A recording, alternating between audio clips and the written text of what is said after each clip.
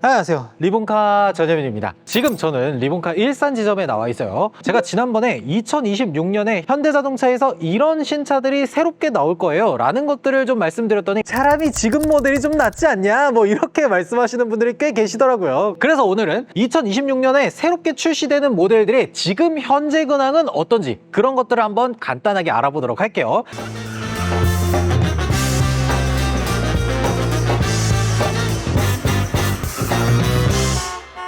제일 먼저 볼 모델은 그랜저입니다. 저희 채널에서 이미 여러 번 다뤘었는데 오늘은 그 중에서도 거의 끝판왕격인 캘리그라피 모델로 가지고 나왔어요. 사실 이제 신형으로 넘어가면서 디자인이 살짝 바뀌었죠. 어떻게 되냐면 헤드램프 부분이 조금 얇아지면서 그릴이 조금 더 넓어지는, 그러면서 이제 그릴과 그릴이 아닌 부분의 경계가 사라지는 그런 느낌이 좀 있는 것 같더라고요. 그 외에 뭐 이런 심리스 호라이즌이라든지 이런 것들은 모두 그대로 들어갑니다. 그래서 지금 현행 그랜저랑 앞모습 이나 뒷모습에서 차이점을 막 그렇게 찾아보기는 조금 어려워요. 그리고 현대자동차도 주행보조 단계가 한 2020년도부터 HDA2가 활성화되고 나서 처음에는 HDA2라고 하더라도 차로 유지보조 1, 거기다가 스티어링 휠 그립 감지 센서 이런 것들이 빠져 있었지만 요 그랜저부터는 스티어링 휠 그립 감지 센서랑 뭐 차로 유지보조 2 요런 것들이 모두 들어가다 보니까 요런 옵션들이 활성화되어 있는지 이런 것들을 반드시 확인을 하셔야 돼요. 그리고 사실 저희가 이걸 가지고 서울에서 부산도 왔다 갔다 하면서 연비도 막 18km 찍고 이런 정도로 그랜저 하이브리드가 연비가 굉장히 좋고 자동차세도 저렴하고 이런 장점들이 있다는 것들은 사실 많이 알고 계시잖아요. 근데 보통 고민을 하시는 게 그랜저 하이브리드를 구매할 때 내가 익스클루시브나 프리미엄 같은 낮은 등급을 사야 되는지 아니면 캘리그라피 같이 아주 높은 등급을 사야 되는지 트림을 고를 때 굉장히 고민을 많이 하실 것 같은데, 내가 신차를 구매해야 돼 라고 하면은 익스클루시브나 뭐 이런 정도가 괜찮은 것 같고, 나는 중고나 이런 것도 괜찮아 라고 하면은 저는 캘리그라피 트림을 추천을 드려요. 왜 그러냐면 캘리그라피는 사실상 이 안에서 선택할 수 있는 옵션이 그래봤자 몇 가지가 없습니다. 뭐 파노라마 썬루프, 하이테크 패키지, 거기다가 뭐 프리뷰 전자제어 서스펜션 뭐 요 정도 큼직하게 3가지 정도가 있는데 그거를 실내에서 잠깐 보여드리도록 할게요.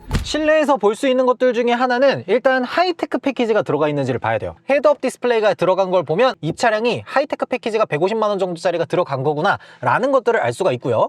그 아래쪽으로 요 디스플레이에서도 확인할 수 있는 게 뭐냐면 이렇게 빌트인 캠 2가 들어가요. 이 빌트인 캠과 헤드업 디스플레이 이 두 가지가 묶여 있는 게 하이테크 패키지다 라고 볼 수가 있고요. 그리고 위쪽으로 봤을 때 이 차량에는 파노라마 썬루프나 이런 것들은 빠져 있습니다. 그리고 한 가지 더 선택할 수 있는 게 프리뷰 전자제어 서스펜션인데 이 설정 안에 들어가서 차량 탭에 들어가면은 이 드라이브 모드의 서스펜션을 조절하는 버튼이 원래 새롭게 생겨요. 근데 이 차량에는 지금 서스펜션을 조절하는 게 없죠. 이 차량에는 프리뷰 전자제어 서스펜션 옵션이 빠져 있다 라는 것들을 알 수 있어요. 근데 저는 개인적으로 프리뷰 전자제어 서스펜션 옵션이 빠져있는 차도 타봤고 들어가 있는 차도 한번 타봤거든요. 있으면 차이가 없는 건 아니에요. 있기는 한데 아주 약간의 차이라서 사실 되게 중요한 옵션이다 라고 얘기하기는 조금 애매한 것 같더라고요. 그래서 저는 전자제어 서스펜션은 있어도 되고 없어도 되고 그런 느낌의 옵션이라고 생각하시면 좋을 것 같아요. 근데 제가 개인적으로 중고차를 살 때 왜 캘리그라피를 고르라 이렇게 얘기를 했었냐면 이 캘리그라피가 생각보다 옵션이 정말 잘 돼 있어요. 지금 여기 보면 필러에 보스 프리미엄 사운드가 들어가 있잖아요. 기본으로 들어갑니다. 거기에다가 후진 기어 이렇게 딱 놨을 때 어라운드 뷰라든지 이런 것들도 기본으로 들어가는, 그리고 뒤쪽에서 확인을 할 수 있는 게 있는데 그것도 한번 잠깐 보도록 할게요. 그리고 뒤쪽에서 볼 수 있는 거는 하이브리드이기 때문에 전륜구동 한정으로 들어가서 뭐 4륜구동이나 이런 것들은 따로 없습니다. 근데 제가 개인적으로 그랜저를 볼 때마다 약간 아쉽다고 생각했던 게 여기 보면 이 방향지시 등이에요. 이게 캘리그라피 등급이니까 스르륵 스르륵 하는 이런 시퀀셜 타입의 방향지시 등이 들어가거든요. 근데 범퍼에 들어가 있잖아요. 신형은 방향지시 등이 요 위쪽으로 들어가더라고요. 그래서 신형과 구형의 차이점은 사실 외관상 디자인이나 이런 것들에는 큰 차이는 없지만 방향지시 등이 아래에서 위로 올라갔다는 거, 이런 것들은 좀 차이점이 있을 수 있겠더라고요. 근데 진짜 중요한 거는 이 그랜저가 지금 현재 어느 정도의 가치를 가지고 있는지, 그게 정말 중요하잖아요. 이 차량이 처음에 나올 때만 하더라도 캘리그라피 트림 기준으로 아무런 옵션을 선택하지 않았을 때 가격이 5,200인가 아마 그랬던 것 같아요. 그리고 거기서 하이테크 패키지 뭐 150만 원 요 정도 선택하고 뭐 자잘한 옵션들 한두 개 정도 선택하고 나면 신차가가 5,400인가가 됩니다. 야, 현대자동차의 플래그십을 담당하는 차량이니만큼 굉장히 비싼 가격을 보여주고 있죠. 그런데 지금 제 옆에 있는 이 그랜저는 지금으로부터 출고가 된 지 이제 한 1년이 조금 넘었어요. 그리고 주행거리가 2만 킬로미터가 조금 넘은 차량입니다. 그런 차량이 지금 현재 가격으로 봤을 때 4천만 원이에요. 그러니까 1년 2만 킬로 타고 감가가 1,000만 원이 넘었어. 1년 탔는데 얘가 제네시스도 아니고 1년에 1,000만 원이 넘게 까지는데 그거를 감당할 수 있을까? 라는 생각이 들기 때문에, 그래서 저는 그랜저를 사는데 높은 등급의 차를 사고 싶어 라고 하면은 1년에서 2년 정도 사이 된 요 정도의 캘리그라피 등급에 해당하는 그랜저를 사는 게 제일 좋을 것 같다. 그리고 요 다음 차도 한번 보도록 하겠습니다.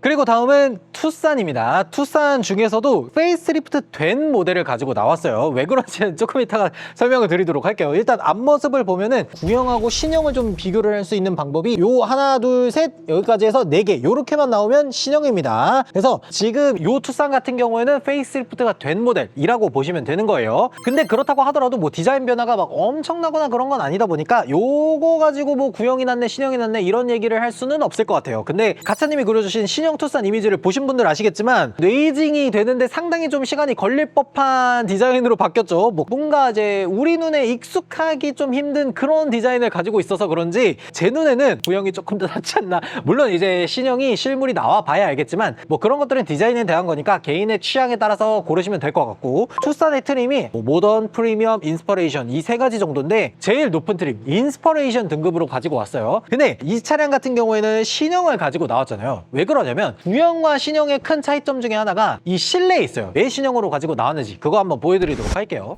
투싼 하이브리드 신형 페이스리프트 된 모델을 가지고 나온 이유가 바로 이 디스플레이에 있습니다. 12.3인치 12.3인치 이어져 있고 지금 여기 디스플레이에 들어가 있는 소프트웨어가 CCC로 들어갔잖아요. 이것 때문에 제가 신형으로 가지고 나왔습니다. 구형 투싼 디스플레이 보신 분들 아시겠지만 다른 차량들은 다 일체형으로 가는데 왜 얘는 이걸 동떨어져서 놓은 거지? 라는 생각이 들 정도로 멀찍이 떨어져 나온 것도 문제인 것 같지만 거기에 디스플레이 크기도 10.25인치가 들어가요. 근데 신형은 12.3인치가 들어가. 그렇기 때문에 저는 페이스리프트 된 모델로 오는 게 좋아 보이더라고요. 그리고 확실히 이제 인스퍼레이션 등급이 좋다라고 생각을 하는 게 뭐냐면 옵션이 진짜 고를 게 없어. 다 들어가 있어. 그래서 지금 여기 보면 헤드업 디스플레이 이런 것들도 들어가 있죠. 요 헤드업 디스플레이도 기본으로 들어가는 겁니다. 거기에 더해서 실내에 뭐 공조장치 컨트롤러라든지 통풍 시트, 열선 시트 뭐 이런 것들도 다 들어가 있지만 저는 개인적으로 요 투싼 하이브리드에서 꼭 선택을 해야 된다라고 하는 거는 요 빌트인 캠 2예요. 요게 45만 원밖에 안 하지만 이 빌트인 캠의 역할을 굉장히 잘해주고 있기 때문에 저는 웬만하면 요 옵션이 들어가면 좋겠다라고 얘기를 하는 거고, 근데 지금 이 차량 같은 경우에는 빌트인 캠 딱 하나만 들어갔기 때문에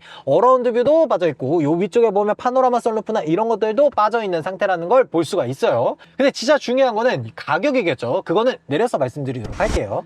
진짜 중요한 거는 이 투싼 하이브리드나 뭐 이런 SUV로 나오는 하이브리드들이 엄청나게 감가가 되지가 않아요. 사람들이 많이 좋아하다 보니까 아까 봤던 그랜저 하이브리드나 이런 차량들보다는 감가가 심하진 않은 편입니다. 그래서 지금 제 왼쪽에 있는 투싼 같은 경우에는 뭐 이제 1년이 조금 넘었고 주행거리가 한 4만 킬로미터는 좀 넘었어요. 그런 차량이 신차로 출고될 때만 하더라도 4천만 원 정도가 됐었던 그런 가격이지만 지금 가격은 3천만 원 중반보다 조금 내려온 그 정도밖에 안 돼요. 그러니까 제네시스가 1년 만에 1,000만 원, 2천만 원 값가지고, 아까 그랜저만 봐도 뭐 1년 지났는데 뭐 1,000만 원이 넘게 깎였어 이런 얘기를 하다 보니까 투싼 하이브리드 이것밖에 안 깎였다고? 요렇게 얘기들을 많이 하시는데 얘는 준중형이에요. 준중형인데 1년 지나고 요 정도 감가되는 거면 그래도 꽤 많이 감가되는 거 아닌가 그런 생각이 들더라고요. 대한민국 사람들이 정말 좋아하는 급에 해당하는 차량들은 감가가 그렇게 심하지는 않다라고 볼 수가 있어요.